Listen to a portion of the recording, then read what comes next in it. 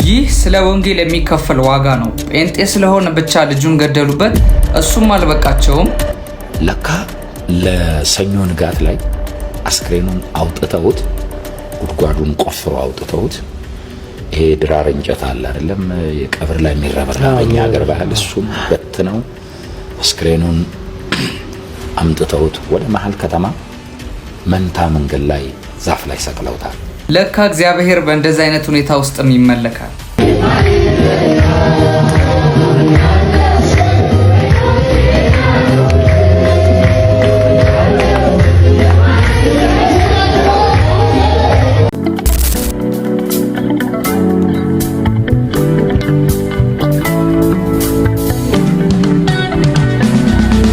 ሰላም ሰላም፣ እንዴት ናችሁ? ዛሬም እንግዲህ በሌላ ቪዲዮ ወደ እናንተ መጥተናል። በዛሬው ቪዲዮአችን በጣም የምንወዳቸውና የምናከብራቸው የእግዚአብሔር ሰው የሆኑት ሐዋርያው ንጉሴ ሮባ የህይወት ምስክርነታቸውን የምንሰማበት ጊዜ ነው የሚሆነው። በጣም ድንቅ የሆነ ምስክርነት ነው። አጠራ አድርጌ ቲክቶክ ላይ የተቆራረጡትን ነው ያመጣውላችሁ። እስኪ ወደ ዛሬው ቪዲዮአችን እንሂድ። ይሄንን ቪዲዮ ላይክ በማድረግ ሰብስክራይብ ያላደረጋችሁ ሰዎች ሰብስክራይብ በማድረግ ጀምሩ። ወደ ቪዲዮአችን እንሂድ። እስኪ ሞተ። ከሌሊቱ 7 ሰዓት ሲሞት ወደ ሰው መሄድ አትችልም፣ ወደ ማንም መሄድ አትችልም። እኔው ራሴ ነኝ ገናዥ፣ ባለቤቴ እንዳትጮህ፣ ጎረቤት ሁሉ የሚጠብቀን ነው። መፈናፈን አትችልም። ወዴት ነው? ወንጌል ስለሰበከ ልጁን ገለውበት። ምክንያቱም እዛ አካባቢ ያለ አደገኛ ነገር ነው የነበረው። ወንድሞች ከአስክሬን ጋር ይንከራተቱ ነበር። የቀብር ቦታ ችግር ነበር በጣም። ስለዚህ እኔ ማንም እንዲሰማ ስላልፈለግኩ ራሴ ተነስቼ ገንዤ ባለቤቴ ልታለቅስ ስትል ታያልኳል። ማንም ሊሰማን አያስፈልግም እስኪነጋ ድረስ። እሱን ገንዤ ወደ ጸሎት እንሄዳል። ሬሳችንን ጎናችን አድርገን እኔው ገንዤ ያው ለቅሷችንን በጌታ ፊት ነው ማድረግ የነበረብን። በጌታ ፊት ስናለቅስ አደርን ማለት ነው። በቃ ስለሆነብን ነገር በዛ ሰዓት መውጣትም አንችልም እና ጊዜው ደግሞ በጣም ሞት ያወጁብን ጊዜ ነበር። በቃ በየቦታው እና ጤናማውን ለመግደል የተነሳሱበት ጊዜ፣ ስብሰባ በየጊዜው ያደርጋሉ። በቃ ለግድያ የማይመለሱበት ጊዜ ነው። እግዚአብሔር እቺን ፕሮግራም አዘጋጀን። ጠዋት ሲነጋ ተነስቼ ለአንዳንድ ወንድሞች ነገር ወንድሞች ከያሉበት መጡ። እህቶችም ወንድሞችም የተሰጠን መሬት በጣም አነስተኛ ነች። ዳሯን እንግዲህ በርቀት ነው ያሳዩን።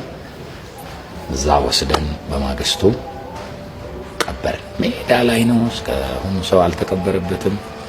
ያው ከብት የሚውሉበት ሜዳ ነው እንግዲህ እና አጥርም አልነበረውም።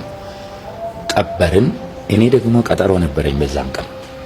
ቀጠሮ ምንድነው? ገጠር ውስጥ አንድ ረጅም ቦታ በእግሬ ሄዳለሁ። ከባድ ወንዝ ተሻግሬ ይሄ እንትን የሚሰጡ ሰዎች አሉ። ምንድነው በኦሮምኛ ገልቻ የሚባል እንደ ስጦታ በሽተኛ የሆኑና በዚህ በመንፈስ ፖሰስድ የሆኑና ወጣት ሴቶች ናቸው። መንፈሱ ያስገዝፋቸዋል። ስራ መስራት አይችሉም። ስለዚህ ምንድነው የሚደረገው? ለቃልቻው ቤት እንደ ስጦታ ይሰጣል እና ዘላለማቸውን ይዛ ይኖራሉ። እንደሱ አይነቶችን አንድ ወንድም ስለነገረኝ ሌሊት ሰርቆ ማምጣት እንደሚችል እነዚህ ሴቶች መንፈሱ ከለቀቀ ብለን ተቀጣጥረናል። መቼ ነው ይሄ? ሮብ አካባቢ ነው ቀብሩ። ሐሙስዬ አርብ ነው ሄድኩ። አይገርም? ለቅሶውን አድርገን ማለት ነው። አርብ ነው ሄድኩ። ቅዳሜን እሁድን ይሄን ስሰራ ቆየሁ። በጣም ደስ አለኝ። ብዙዎች ከአጋንንት ተፈቱ። ሌሊት በአንድ ገበሬ ቤት ሁለቱን ቀን ስራዬን ሰርቼ እሁድ ሲመለስ በእግሬ ነው ረጅም መንገድ የምመጣው። አንድ ትልቅ ወንዝ አለ ከታር የሚባል እዛ ላይ ቁጭ ብዬ ስለደከመኝ ወደ አይምሮዬ አንድ ነገር መጣ። አስክሬን ወጥቶ ቢሆንስ? ደዛ ታይገርም። ልጁን ገደሉበት ወንጌል ስለሰበከ ማለት ነው። ከዛ በኋላ ሮብ ቀብሮ ሐሙስ ውሎ አርብ ዕለት ለአገልግሎት ሄደ። ምን አይነት ልብ እንዳላቸው ጌታ እንደ ድሮ አገልጋዮች። እግዚአብሔር ይባርካችሁ በእውነት። ፓርቲቱን እኔ እስኪ በጣም የሚያጓጓ ታሪክ ነው። ወደ አይምሮዬ አንድ ነገር መጣ። አስክሬን ወጥቶ ቢሆንስ? ደዛ ይዙቱብናል። አውጥተውትስ ቢሆን የሚል እንዲሁ ወደ ልቤ ይመጣ። ቢወጣስ ምን ችግር አለ? ስንት ነገር ውስጥ አልፌ መጥቻለሁ ብዬ ተነስቼ ደግሞ ጉዞዬን ቀጠልኩ። ገባው። አሁን ፓስተር የሆነ በዛ ጊዜ ዳቆን የሆነ ሰው ገባው ጠየቅኩ። እንዴት ነው የዛ አስክሬን ቦታ አይታችኋል እንዴ ስለው አይ እኛም እኮ እየተጠራጠር በየቀኑ ያለው ሰላም ነው አለኝ። መቼ ነው ይሄ? እሁድ ከሰዓት ገባሁ እኔ ማታ ጸለይ፣ ጠዋት ስነሳ ክራር ይዤ በቃ መዝሙር ወዳለሁና መዝሙር እየዘመርኩ እያመለኩ ለካ ለሰኞ ንጋት ላይ አስክሬኑን አውጥተውት ጉድጓዱን ቆፍሮ አውጥተውት ይሄ ድራር እንጨት አለ አይደለም የቀብር ላይ የሚረበረብ በእኛ ሀገር ባህል እሱም በትነው አስክሬኑን አምጥተውት ወደ መሀል ከተማ መንታ መንገድ ላይ ዛፍ ላይ ሰቅለውታል። ኢየሱስ ክርስቶስ እና አለ ፎቶግራፉና ጭካኔ ነው ሰቅለውታል። ሰዎች ጠዋት ያያሉ ይሄን አስክሬን፣ ከዛ ይጫጫሃሉ። የከተማ ህዝብ በሙሉ ይሰማል፣ ትንሽ ከተማ ስለሆነች።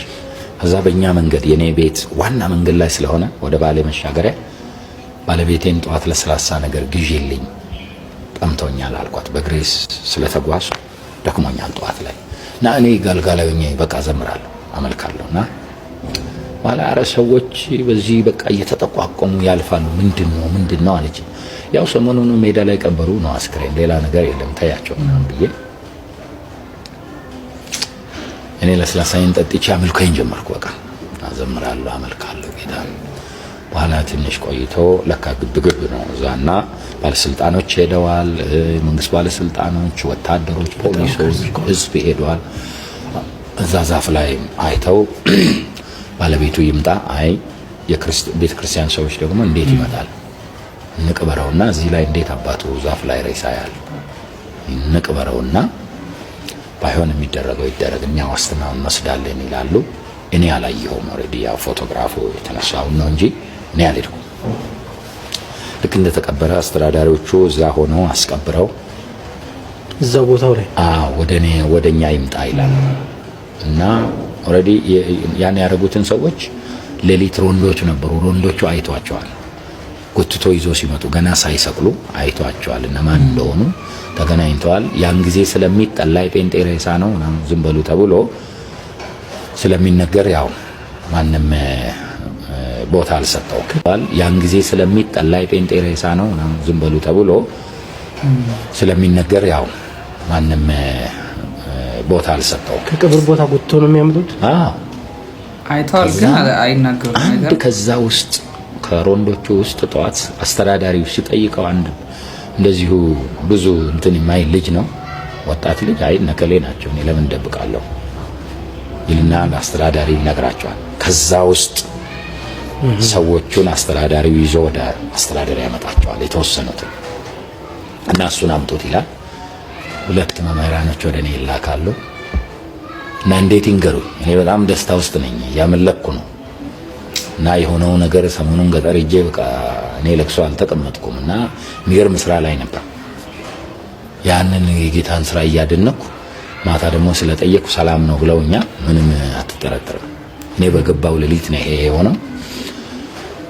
ከዛ በኋላ እንደምንም ተራራ ዞሮ በብዙ ነገር ነገሩኝና አስክሬን ወጥቷል። በቃ አሁን አስተዳዳሪ ይፈልጋልና አሉ ነው። አዎ ምንድነው ሻወላው? አይ ሰላም ነው። በጣም ጥሩ። ልብሴን ለባበስ ሲሄድ ወገኖች በቃ እየተንከባለሉ እየጮሁ ነው። ማሹ እንግዲህ ጌታን ከዚህ በኋላ ሊተውም ይችላል ምን አይነት ነገር ነው ሐሳቡ። መሐላ ወገኖች ጋር ሄደን አንድ ላይ አመስግነን ከዛ ትሄዳላሉ። ሲሄድ ይጮሃል ህዝቡ። በቃ መሐላ ምን ሆናችሁ ወልኩኝ ይላል። አረጋጉኝ። ምንድን እግዚአብሔር ስራ ሊሰራ አስቧል፣ እንሰራለን ስራውን። በቃ ከዛ አስተዳደር ሄድኩ። አስተዳደር የተወሰኑ ሰዎችን አሳየኝ። በቃ እነዚህ ናቸው ከነዚህ አይሩቅም ምስክሮች ነከሌ እነዚህ ሮንድ የነበሩትን ታረግና ክስ ደብዳቤ ታስገባለህ አለ። እኔ ለሱ ጊዜ የለኝም ግን ሰዎችን ፍቃድልኝ 10 ደቂቃ ስለ ክርስቶስ ልንገራቸው ብዬ 10 ደቂቃ ሰበኩ። እዛ ጨብጫቸው ሊወጣ ሲል አንዳንዱ አልጨብጥም አለ። አንዳንዱ ነጠላ እጅ ላይ አርጎ ነው የሚጨብጡኝ እንዳይረክሱ ማለት ነው። ኢየሱስ ለማንኛውም እኔ ወደዛም አልሄድኩም፣ ወደ ክስም አልሄድኩም። ምህረት አድርጌያለሁ ብዬ ወጣሁ። ያው እኛ ወደ ወንጌሉ ገባን። ገጠሩም በቃ በጣም በርቀት ባሉ የገበሬ መንደሮች ወንጌል መስበኩን ቀጠልን። መዘምራኖችን ሁሉ ይዘን በገበያ ላይ መስበክ፣ ስፒከር ይዘን ገበያ ላይ መስበክ፣ መመስከር በቃ ልክ እንደ እብድ ሰው ጀመር። እግዚአብሔር ምድሪቱን አሳልፎ ሰጠን በጣም። ስለዚህ አሁን ወደዛ አካባቢ እንግዲህ ብትሄድ ገበሬ መንደሩ በርቀት ወንዙ ምኑ በአብዛኛው ቸርቾች ያሉበት ነው። ዝማሬ ነው የምትሰማው። ገበሬው ሲያርስ ደስ ይላል ማለት ያኔ የነበረው የአማልክት የዚህ አጋንንት መሰዊያዎች የፈራረሱበት እና እግዚአብሔር ድሉን የሰጠን ጊዜ ነው። በቃ ይሄን ታሪክ እግዚአብሔር ሰርቶበታል። ወገኖች ታንጸውበታል። በጊዜው አሳዛኝ ነው። ብዙ ወንድሞች አዝነዋል። በቃ አስክሬናችን እንኳን ሊያርፍ አልቻለም ወይ የሚል በጣም በቃ ልባቸው የወደቀ ብዙዎች አሉ። ግን እግዚአብሔር ታሪክ ሰሪ ስለነበረ በዚህ የሚገርም ስራ ነው የሰራው። በዛ ምድር ላይ ትልቅ መፈታት ሆነ። አሜን። ያ 3000 ካሬ ሜትር የነበረው ከዛ በኋላ ወደ 47000 ካሬ ሜትር ነው ቸርች ራሱ መሬት ያገኘችው በዚህ ታሪክ ጀርባ ማለት ነው። በጣም የሚገርም ታሪክ ነው የሰማነውና እግዚአብሔር አብዝቶ ይባርካችሁ አባቶቻችን። ወንጌል እንደዚህ እንዲቀጥል አሁን ያለበት ደረጃ ጋር እንዲደርስ የነሱ ዋጋ ይሄን የመሰለ ዋጋ ከፍለውልናልና በጣም ብዙ ታሪኮች አሉ ያልሰማናቸው፣ እንዲሁም የሰማናቸውም ሊኖሩ ይችላሉና በእንደዚህ አይነት መከራ ውስጥ ነው በእንደዚህ አይነት ሁኔታ ውስጥ ነው ወንጌል አልፎ እዚህ የደረሰውና አሁን አሰቡት በስንዴ ገባ የሚባለው እምነት በኢትዮጵያ ሁለተኛ ደረጃን ይዟል በቁጥር ብዛት ማለት ነውና በጣም ይሄ እኮ የሚገርም ነገር ነው። እግዚአብሔር ነው ይሄን እንድል የሰጠን። 3000 ቦታ ላይ የነበራቸው ቦታ ራሱ አሁን ወደ 41000 ቦታ የሚሆን ላይ ነው ቸርች የተከሉትና እግዚአብሔር ክብሩን ይሰድ። ስለዚህ ስለርሶ የእግዚአብሔር ሰው ሐዋርያው እግዚአብሔር አብዝቶ ይባርኮት። እንወዶታለን። ዋጋችሁ ደግሞ በሰማይ ታላቅ ነውና በጣም የሚገርም ምስክርነት ነው የሰማነው። እግዚአብሔር ይባርካችሁ። እስኪ ለኛም ጸጋ እግዚአብሔር ይጨምርልን። ወንጌልን የምንሰራበት በዚህ ዘመን ደግሞ በጣም ያስፈልጋልና የምንዘረጋበት ለብዙዎች የምንደርስበትን ጸጋ እግዚአብሔር ይስጠን። ወደ ቀጣዩ ቪዲዮ እንሂድ። በእንደዚህ አይነት ሁኔታ ለካ እግዚአብሔር ይመለካል ያልኩበት ቪዲዮ ነው። እስኪ ወደሱ እንሂድ።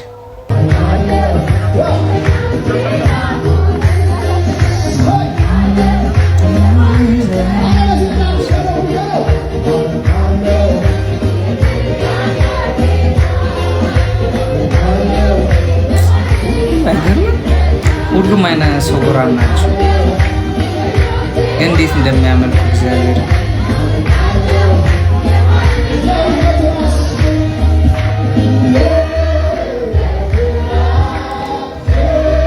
በጌታ ምንም ቢፈጠር የማይረታ በሰው አይምሮ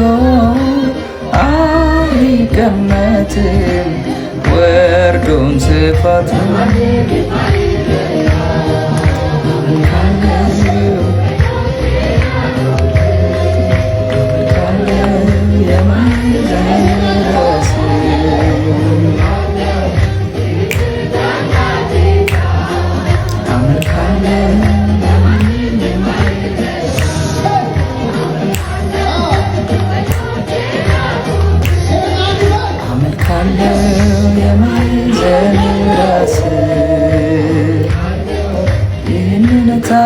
ጌታ ለማንም የማይረታ ግንበኞችን ያጎታ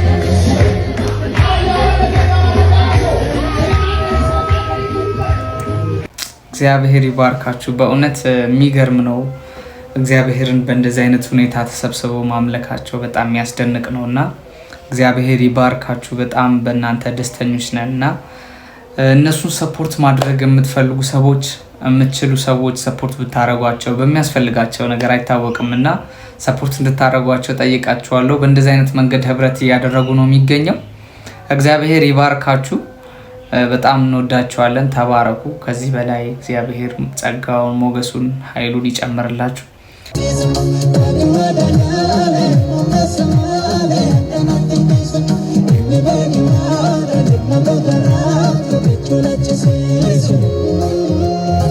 አሜን። ደስ አይልም? እግዚአብሔር ቃል ገብቶ ያሳካል እንጂ አይተውንም። ወደ መጨረሻው ቪዲዮ እንሂድ። በጣም ስለምወዳችሁ ሰው ለሚወደው ሰው የሚመርቀውን አይነት ምርቃት ነው መረቃችሁና ኮሜንት ላይ አሜን እያላችሁ ጻፉልኝ። ወደ ቀጣዩ ቪዲዮ እንሂድ እስኪ። በጣም ለምትወዷቸው ሰዎች የሚላክ የመጽሐፍ ቅዱስ ክፍል ይሄ ከተላከላችሁት ኦብቪየስ በቃ በጣም ነው የሚወዷችሁ። እንደዚህ ይላል ኦሪት ዘኍልቍ ምዕራፍ 6 ቁጥር 24 ጀምሮ እግዚአብሔር ይባርክህ ይጠብቅህም፣ እግዚአብሔር ፊቱን ያብራልህ ይራራልህም፣ እግዚአብሔር ፊቱን ወደ አንተ ያንሳ ሰላምንም ይስጥህ። አሜን።